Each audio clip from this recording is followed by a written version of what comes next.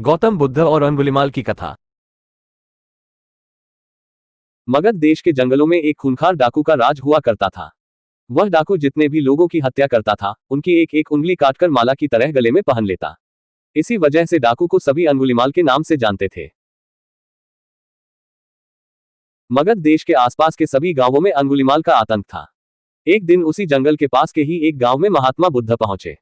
साधु के रूप में उन्हें देखकर हर किसी ने उनका अच्छी तरह स्वागत किया। कुछ देर उस गांव में रुकते ही महात्मा बुद्ध को थोड़ा अजीब सा लगा। तभी उन्होंने लोगों से पूछा, आप सभी लोग इतने डरे और सहमे सहमे से क्यों लग रहे हैं? सबने एक एक करके अंगुलिमाल डाकू द्वारा की जा रही हत्याओं और उंगली काटने के बारे में बताया। सभी दुखी होकर बोले कि जो भी उस जंगल की तरफ जाता है, उसे पकड़कर वो डाकू मार देता है। अब तक वो 99 लोगों को मार चुका है और उनकी उंगली को काटकर उन्हें गले में माला की तरह पहनकर घूमता है। अंगुलिमाल के आतंक की वजह से हर कोई अब उस जंगल के पास से गुजरने से डरता है।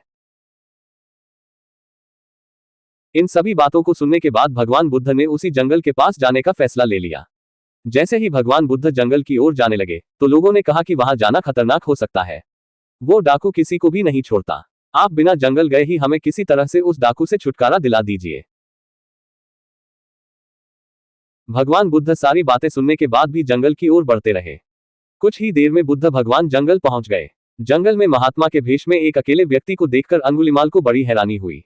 उसने सोचा कि इस जंगल में लोग आने से पहले कई बार सोचते हैं, आ भी जाते हैं तो अकेले नहीं आते और डरे हुए होते हैं। ये महात्मा तो बिना किसी डर के अकेले ही जंगल में घूम रहा है। अंगुलिमाल के मन में हुआ कि अभी इसे भी खत्म करके इसकी उंगली काट लेता हूं। तभी अंगुलिमाल ने कहा, अरे आगे की ओर बढ़ते हुए कहां जा रहा है? ठहर भी जा अब। भगवान बुद्ध ने उसकी बातों को अनसुना कर दिया। फिर गुस्से में डाकू बोला, मैंने कहा रुक जाओ।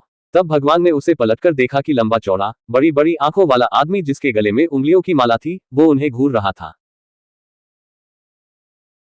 उसकी तरफ देखने के बाद बुद्ध दोबारा से चलने लगे। गुस्से में तमतमाते हुए अंगुलिमाल डाकू उनके पीछे अपनी तलवार लेकर दौड़ने लगा।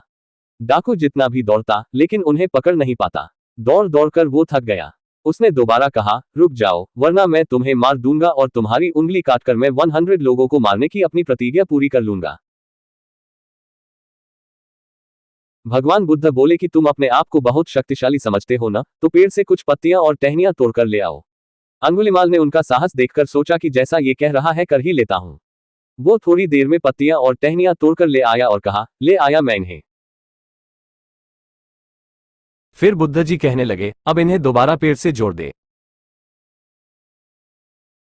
ये सुनकर अंगुलिमाल बोला, तुम कैसे महात्मा हो, तुम्हें नहीं पता कि तोड़ी हुई चीज को दोबारा नहीं जोड़ सकते हैं।